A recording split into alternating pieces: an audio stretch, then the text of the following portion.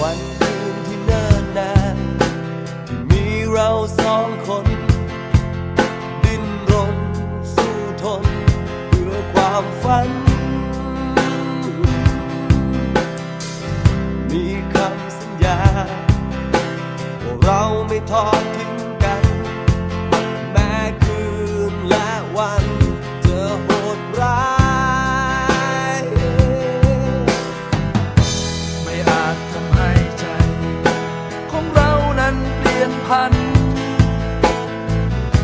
สัญญาที่ให้กันไม่มีวันเปลี่ยนแปลง